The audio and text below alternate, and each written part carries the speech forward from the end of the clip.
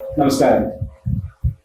പുതുതായി യുവത്വത്തിന്റെ പ്രതീകമായി രാജ്യത്തെ ഒരു പാർട്ടി സോഷ്യൽ മീഡിയയിൽ സജീവ തരംഗമായി മാറുകയാണ്. Cockroach Janata party. യുവാക്കളുടെ പ്രതീകമായി ഇന്ന് അത് ചിത്രീകരിക്കപ്പെടുമ്പോൾ അതിനെതിരെ വ്യാപകമായ വിമർശനം വരുന്നുണ്ട്. എന്താണ് കോക്രോച്ച് ജനതാ പാർട്ടി എന്ന് നമുക്ക് പരിശോധിക്കാം. ഇന്ന് ന്യൂസ് ചാനലിൽ ജില്ലാ പഞ്ചായത്ത് മെമ്പർ കൂടിയായിട്ടുള്ള KT അഷ്റഫ് നമ്മോടൊപ്പം ചേരുകയാണ്. അദ്ദേഹം മുസ്ലിം ലീഗ് ജില്ലാ സെക്രട്ടറി കൂടിയാണ്. എങ്ങനെയാണ് പുതുതായി വളർന്നു വരുന്ന അല്ലെങ്കിൽ സോഷ്യൽ മീഡിയയിൽ തരംഗമായി മാറുന്ന കോക്രോച്ച് ജനതാ പാർട്ടിയെ നോക്കിക്കാണുന്നത്?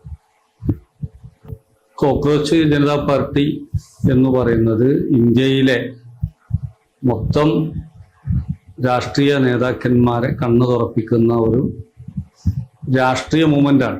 ഒരു വിർച്വൽ മൂവ്മെന്റ് എന്ന് പറയാം. ഇപ്പം എല്ലാം സാങ്കല്പികമായ ഒരു സിസ്റ്റത്തിലേക്ക് മാറിക്കൊണ്ടിരിക്കുകയാണ്. ഇപ്പൊ നോട്ട് പറയുന്നത് പോലെ ക്രിപ്റ്റോ വരുന്നതോടുകൂടി തൊടാനോ കാണാനോ കഴിയാത്ത കോയിനുകളാണ് ലോകത്ത് ഇനി നമുക്ക് ലഭ്യമാവുക എന്നുള്ളതാണ് പറയുന്നത്.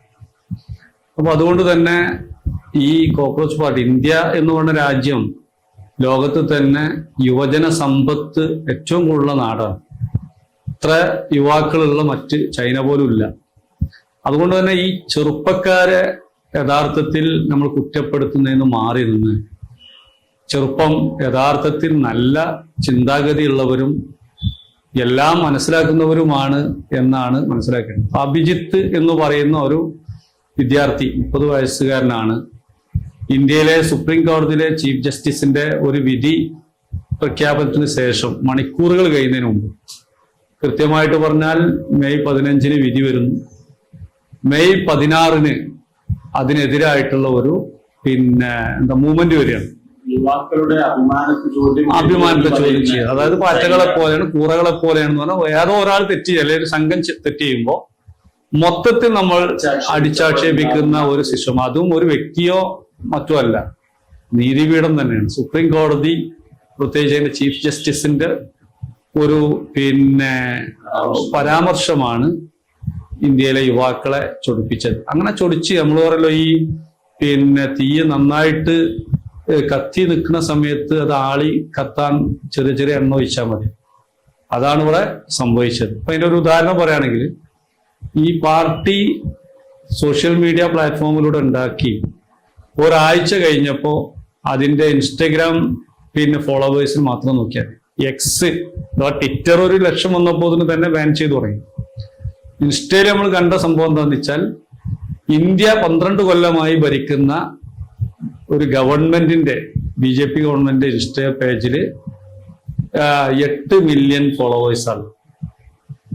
ഇത് ഒരാഴ്ച കൊണ്ട് 22 മില്യൺ ഫോളോവേഴ്സ്. ഇപ്പൊ അതിന്റെ കണക്കാണല്ലോ, ഏറെക്കുറെ അതെ എല്ലാത്തിനും 3 കോടിയോളം വരുന്ന ഫോളോവേഴ്സ് ഇതിന് പിന്നാലെ വന്നു എന്നുള്ളതാണ്. എല്ലാ ശാഖയിലും അതിന് സംവിധാനം ഉണ്ടായി. ശാഖ തൊട്ട് അഥവാ ചെറിയൊരു ഗ്രാമം തൊട്ട് ദേശീയ തലത്തിൽ ചിന്തിക്കുന്ന ഒരു സംഭവമായിട്ട് മാറി. ലോകത്തിങ്ങനെ പല മാറ്റങ്ങളുണ്ടായിട്ട്, നേരത്തെ നമ്മൾ മുല്ലപ്പൂർ റവല്യൂഷൻ എന്ന് പറഞ്ഞതുപോലെ ബംഗ്ലാദേശിലും അതുപോലെ തന്നെ ഇന്തോനേഷ്യയിലും ഒക്കെ ചെറുപ്പക്കാരിങ്ങനെ ഒരു ഗവൺമെന്റിനെ അട്ടിമറിച്ച സംഭവങ്ങളും പോരാട്ടങ്ങളൊക്കെ ഉണ്ടായിട്ടുണ്ട്. അതിനെ ശരിക്ക് പാരലൈസ് ചെയ്യുന്ന ഒരു രീതിയിലാണ് നമുക്ക് തോന്നുന്നത്. ഒരു പൊളിറ്റിക്കൽ പാർട്ടി എന്ന രീതിയിൽ ആം ആദ്മി കടന്നു വന്നതുപോലെ അങ്ങനെ മറ്റെല്ലാ രാഷ്ട്രീയ പാർട്ടികൾക്കും അഥവാ ഒരു BJP പ്രത്യക്ഷത്തിൽ എതിർക്കുന്നുണ്ടെങ്കിൽ പോലും അത് കോൺഗ്രസിനും ഈവൻ മുസ്ലിം ലീഗിനും അല്ലെങ്കിൽ എല്ലാ ചെറുതും വലുതുമായ രാഷ്ട്രീയ പാർട്ടിക്കും ഒക്കെ ഒരു ഭീഷണിയായി മാറുന്ന രീതിയിലേക്കല്ലേ അവരുടെ? അല്ല, മൊത്തത്തിൽ പൊളിറ്റിക്കൽ പാർട്ടികൾക്ക് സൊസൈറ്റിക്കും ഒക്കെ ഭീഷണിയാണ്.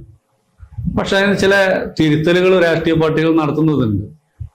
ഇപ്പോ ന്യൂജൻ സിസ്റ്റത്തെ യഥാർത്ഥത്തിൽ കയ്യിലെടുത്തിട്ടാണ് ഇന്നലെ VD സതീശൻ മുഖ്യമന്ത്രി കോഴിക്കോട് സംസാരിക്കുന്നത്. ഇന്ന് ഗവർണറുടെ നയപ്രഖ്യാപനം കേരളത്തിലെ ഒരു ഗവൺമെന്റിന്റെ ചെറുപ്പക്കാരോടുള്ള താല്പര്യം, അങ്ങേയറ്റത്തെ അവരെ പ്രോത്സാഹിപ്പിക്കേണ്ടത്, പരിഗണിക്കപ്പെടേണ്ടതൊക്കെ പറയുന്നുണ്ട്. അതുകൊണ്ട് തന്നെ അങ്ങനെ രാഷ്ട്രീയവും ഭരണവും ഒക്കെ ചിന്തിക്കുമ്പോൾ സ്വാഭാവികമായിട്ട് അവർക്ക് ഇത് വലിയ ഭീഷണിയായിട്ട് മാറും. പ്രസക്തി ഇല്ലാതാവും. ആ പ്രസക്തി ഇല്ലാതെ ആ ഒരു ആവശ്യങ്ങളെ പരിഗണിക്കുന്ന രീതിയിലേക്ക് ഇന്നത്തെ ഭരണകൂടം പരിശ്രമിക്കും. അതായത് ഇപ്പോ ഇതിനകത്ത് പറയുന്നൊരു സംഭവമുണ്ട്. കോക്രോച്ച് ജനതാ പാർട്ടിയുടെ സ്ഥാപകൻ അഭിജിത്ത് പറയുന്ന അതിന്റെ പ്രകടന പത്രിക, അതിനൊരു മാനിഫെസ്റ്റോ ഉണ്ട്. ആ മാനിഫെസ്റ്റോക്ക് അകത്ത് പറഞ്ഞൊരു സംഗതി, ഈ സുപ്രീം കോടതി ചീഫ് ജസ്റ്റിസ് അടക്കമായി വിരമിച്ച ആളുകളെ പിന്നീട് MP, രാജ്യസഭ MP ആക്കണമല്ലോ ഇപ്പോഴത്തെ ഒരു ഗവൺമെന്റിന്റെ തിയറി. അതാക്കൂല, ആക്കരുത് എന്നുള്ളതാണ് രണ്ടാമത്തെ ഒരു കാര്യം. യെസ്, രണ്ടാമത്തെ ഒരു കാര്യം അവർ പറയണത് MLA-മാര് കൂറുമാറി വന്നാൽ 20 കൊല്ലം അവരെ മത്സരിപ്പിക്കൂല. അത് നല്ല ഒരു സംഭവമാണ്.